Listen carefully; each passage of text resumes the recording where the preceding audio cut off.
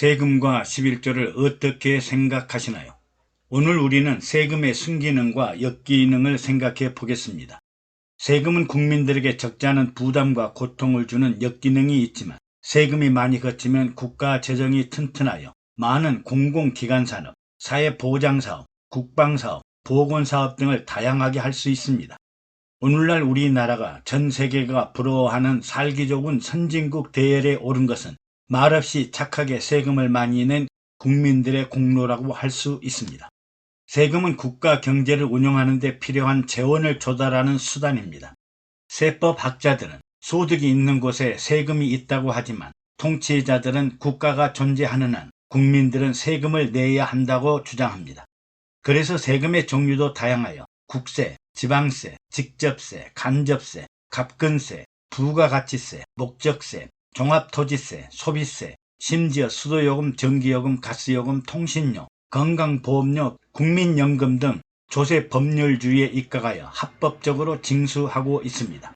국민은 항상 세금 낼 준비를 해야 하고 세금의 도구이며 공짜는 없으며 오직 공짜라면 공기와 햇빛뿐입니다. 그러면 우리나라 조세 제도는 어떻게 변천되었을까요? 조선시대에도 세금은 국민들에게 큰 부담이었습니다. 왕과 대신들은 어마어마한 봉토를 소유하였으나 힘없는 백성들은 소장농으로 간신히 연명하면서도 각종 세금을 부담했습니다.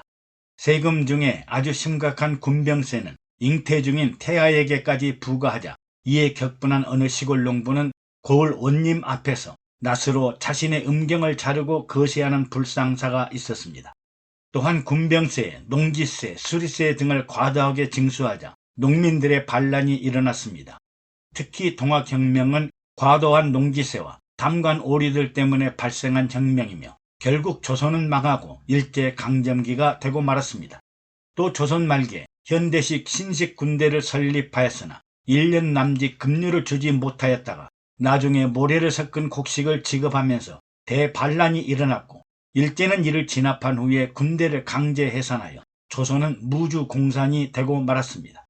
이 군대 해산은 바로 일본 침탈의 지름길이 되었으며 조선은 일본군과 싸워보지도 못하고 조선 총독부에 매수된 친일파 대신들은 옥새를 조선 총독부에 갖다가 넘겨버려 조선은 망하고 말았습니다.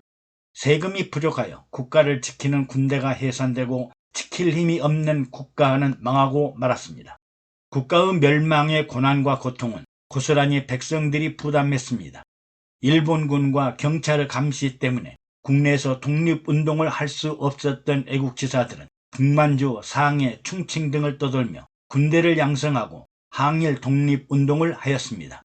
국내에서는 항일 독립운동을 하려다가 수많은 애국 열사들이 서대문 형무소에서 손톱이 뽑히고 이빨이 뽑히고 전기고문, 물고문, 물수건 고문, 물고나무 고문 등을 이기지 못해 결국에는 형장의 이슬로 사라지는 슬픈 아픔의 역사가 있었습니다.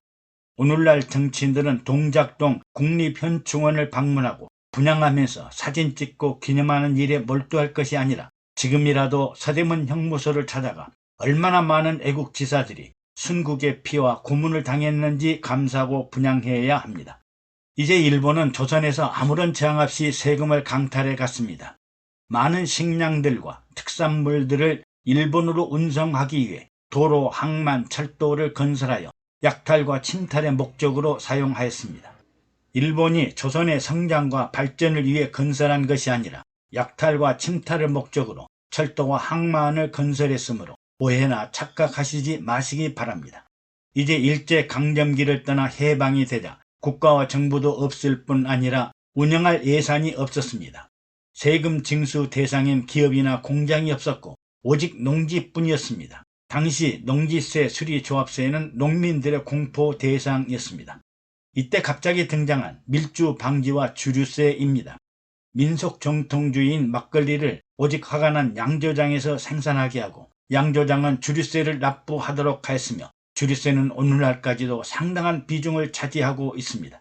백성들이 막걸리를 제조하면 밀주라고 단속을 하였으며 당시에는 시골 양조장이라도 그의 그 세금 납부를 대행하는 곳이므로 많은 비호를 받았습니다.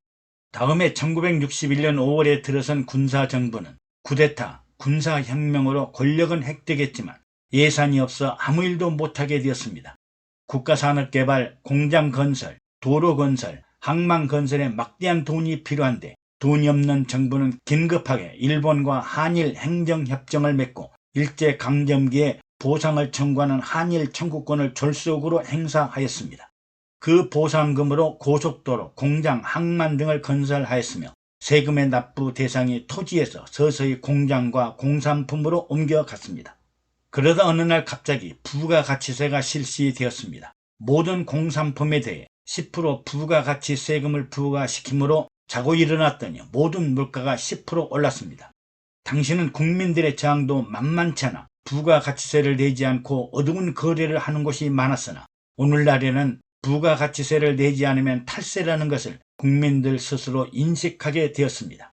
이 부가가치세가 오늘날 자랑스러운 대한민국을 만드는 기반이 되어 정부는 곳곳에 도로, 항만, 공장, 기간산업 분야에 많은 투자를 하게 되었으며 또한 전 세계를 놀라게 하는 K-팝, K-푸드, K-방산, K-문화 등의 밑거름이 되었습니다.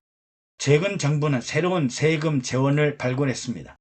옛날에는 땅값이 거의 무시될 정도였으나 산업사회 도시 집중화가 이루어지면서 부동산이 천정부지로 오르기 시작하자 세금의 재원은 기존 공산품에서 토지로 옮겨갔습니다.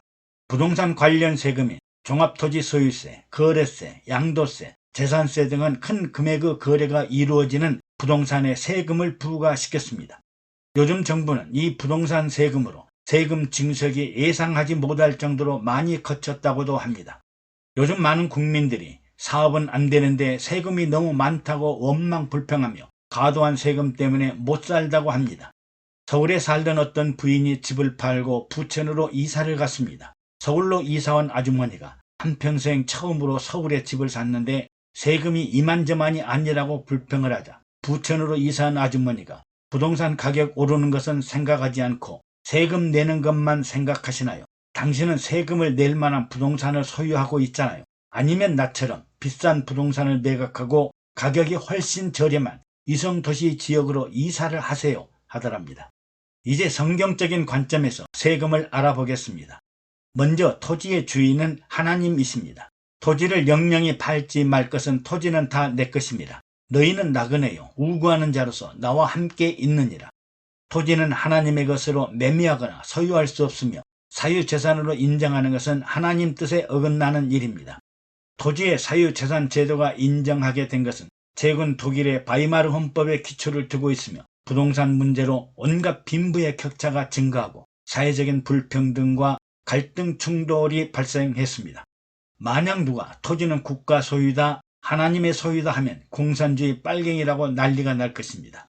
중국 공산당은 토지는 국가 소유이고 사람은 단지 건물주일 뿐이라고 합니다.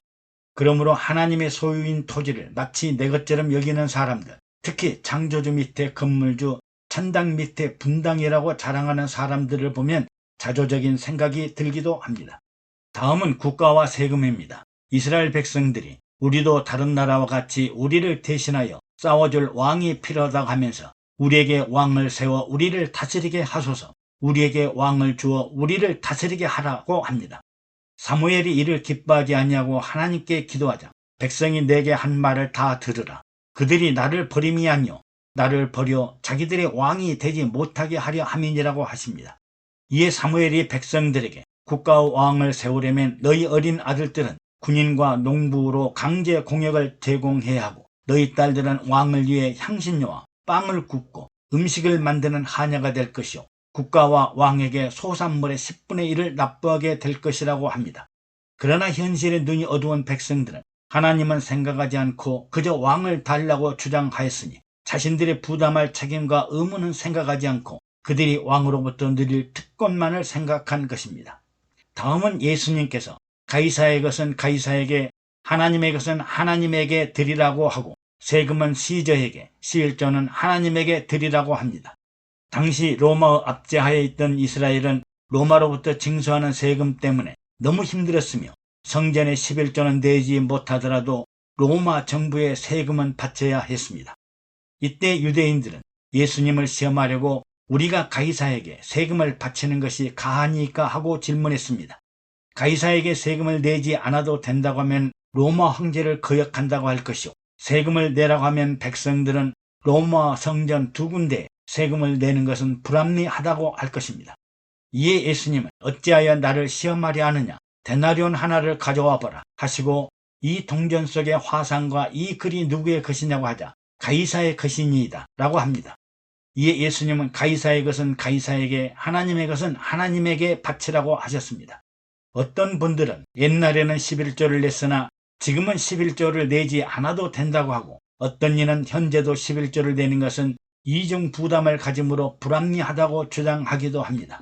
그러나 세금은 국가에 내는 일이고 11조 헌물은 하나님 나라에 감사 예물을 드리는 일입니다. 여기서 하나님 나라 지도자들이 생각해야 할 일은 11조 헌물이 구원의 조건이나 축복의 조건은 아닙니다. 11조 헌물은 하나님의 은혜에 감사하는 예물이지 11조를 내야 축복받고 또 율법처럼 강제성을 갖는 것은 아닙니다. 11조 헌물의 강제성을 강조하게 되면 교회는 하나님 나라의 11조 징수기관이 되고 말 것입니다. 은혜를 아는 사람은 하나님 나라에 드리는 11조 헌물 이상을 더 드려도 결코 아까워하거나 인색하지 않을 것입니다. 11조 헌물은 믿음이 있고 은혜를 아는 성도들이 하나님께 드리는 감사 예물이며 신앙 고백의 증거와 같기 때문입니다. 그러므로 11조 헌물을 부정하거나 왜곡하거나 의혹하거나 거부하지 마십시오. 의무감을 가지고 인색한 마음으로 어쩔 수 없이 드리는 예물을 하나님이 기뻐하여 받으시겠습니까? 예수 그리스도는 어둠 속을 헤매이는 영혼을 살리기 위해 십자가 죽음을 택하시고 지옥 같은 세상에서 구원하시어 천국 백성이 되고 부활 영생을 보장받는 하나님의 자녀가 되게 하셨으니 이보다 더 큰 은혜와 축복의 선물이 어디 있겠습니까? 우리는 하나님의 자녀요, 하나님 나라 백성이기 때문에 하나님의 것을 하나님에게 드리는 일은 마땅합니다. 세금이 국가를 지키는 일이라면 11조 헌물은 하나님 나라를 위한 은혜와 감사 예물이요 신앙 고백과 같음을 꼭 기억해야겠습니다. 애청해 주셔서 감사합니다. 여러분의 구독과 좋아요 그리고 댓글은 영상 제작에 많은 격려가 됩니다.